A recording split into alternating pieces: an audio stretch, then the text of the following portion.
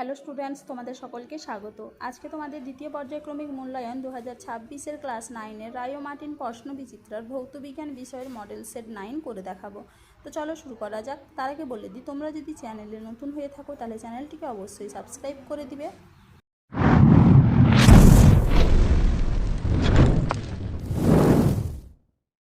প্রথমে দেখে নিই গ্রুপ এ।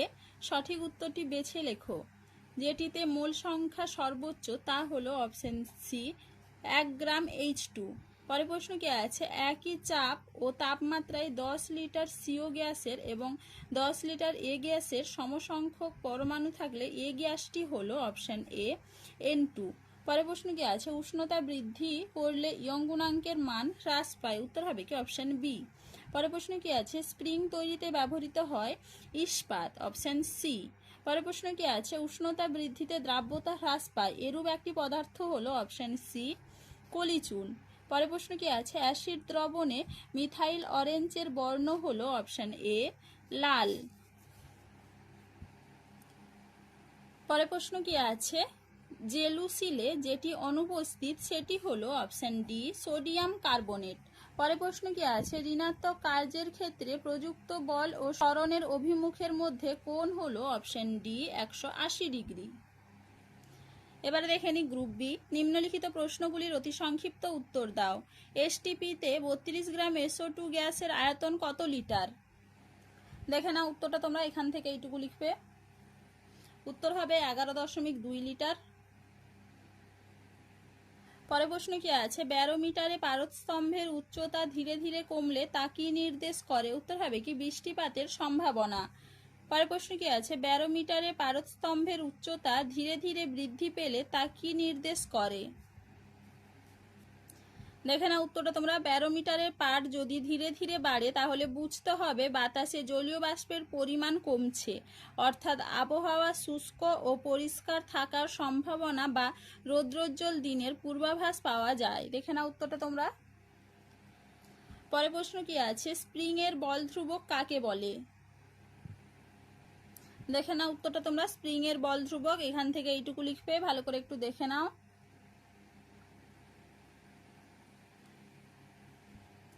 পরের প্রশ্ন কি আছে, সাইফন ক্রিয়ার একটি ব্যবহারিক প্রয়োগ লেখো। দেখে না উত্তরটা তোমরা, সাইফন ক্রিয়ার প্রয়োগ এখান থেকে এইটুকু লিখবে, এদের মধ্যে থেকে যে কোনো একটি।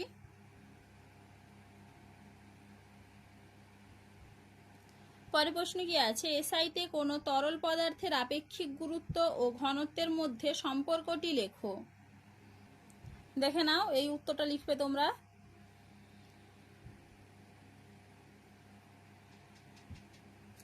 পরের প্রশ্ন কি আছে, সংকেত সহ একটি ক্ষারীয় লবণের উদাহরণ দাও। উত্তর হবে কি বেসিক লেড নাইট্রেট। সংকেতটা দেখে নাও। পরের প্রশ্ন কি আছে, সংকেত সহ একটি আম্লিক লবণের উদাহরণ দাও। উত্তর হবে কি সোডিয়াম বাইসালফেট NaHSO4। পরের প্রশ্ন কি আছে, একটি অতিপৃক্ত দ্রবণের উদাহরণ দাও। উত্তর হবে কি সোডিয়াম অ্যাসিটেট। পরের প্রশ্ন কি আছে, রবারের গুলতির ফিতেকে টেনে প্রসারিত করে ছাড়া হয় কোন শক্তি অর্জনের জন্য? উত্তর হবে কি স্থিতিস্থাপক স্থিতিশক্তি। পরের প্রশ্ন কি আছে, অভিকর্ষীয় স্থিতিশক্তির রাশিমালাটি লেখো। উত্তর হবে কি EP = mgh। এবারে দেখে নি গ্রুপ সি। নিম্নলিখিত প্রশ্নগুলির সংক্ষিপ্ত উত্তর দাও। একটি N পরমাণুর প্রকৃত ভর কত গ্রাম এবং একটি O পরমাণুর প্রকৃত ভর কত গ্রাম? উত্তরটা তোমরা এখান থেকে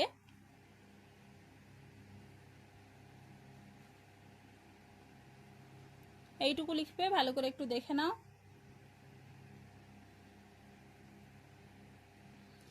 পরের প্রশ্ন কি আছে, আর্কিমিডিসের নীতিটি লেখো।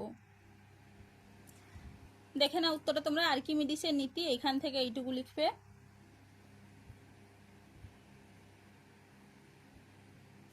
পরের প্রশ্ন কি আছে, দ্রাব্যতার সংজ্ঞা লেখো। দেখে না উত্তরটা তোমরা, দ্রাব্যতা কাকে বলে?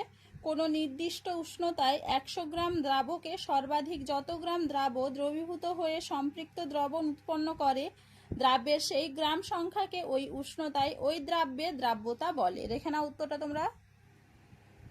পরের প্রশ্ন কি আছে, 40 ডিগ্রি সেলসিয়াস তাপমাত্রায় পটাশিয়াম নাইট্রেটের দ্রাব্যতা 60 বলতে কি বোঝায়? দেখে নাও উত্তরটা তোমরা এরকম লিখবে। 40 ডিগ্রি সেলসিয়াস উষ্ণতায় পটাশিয়াম নাইট্রেটের দ্রাব্যতা 60 বলতে বোঝায় 40 ডিগ্রি সেলসিয়াস উষ্ণতায় 100 গ্রাম জলে সর্বাধিক 60 গ্রাম পটাশিয়াম নাইট্রেট দ্রবীভূত হয়ে সম্পৃক্ত দ্রবণ উৎপন্ন করে। পরের প্রশ্ন কি আছে? একটি পরীক্ষা নলে লঘু হাইড্রোক্লোরিক অ্যাসিড নিয়ে তাতে সিলভার নাইট্রেট দ্রবণ যোগ করলে সাদা অধক্ষেপ উৎপন্ন হয়। অধক্ষেপটি নিয়ে তাতে অ্যামোনিয়াম হাইড্রোক্সাইড দ্রবণ যোগ করলে অধক্ষেপটি দ্রবীভূত হয়ে গেল। এই দুটি ঘটনার জন্য দায়ী সমীকরণ দুটি লেখো। লেখে নাও উত্তরটা তোমরা এই সমীকরণ দুটো লিখবে।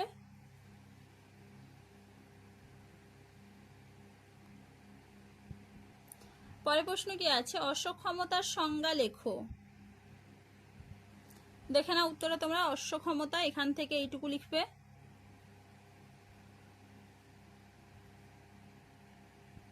পরের প্রশ্ন কি আছে? একটি বস্তুকে 30 মিটার সরাতে 120 জুল কার্য করা হলো, এক্ষেত্রে কত বল প্রয়োগ করা হলো? দেখে নাও উত্তরটা তোমরা এখান থেকে এইটুকু লিখবে, ভালো করে একটু দেখে নাও। চলো আজকে এইটুকুই, দেখা হচ্ছে পরের ভিডিওতে। ভিডিওটি ভালো লাগলে লাইক করে দিবে এবং চ্যানেলটিকে অবশ্যই সাবস্ক্রাইব করে দিবে।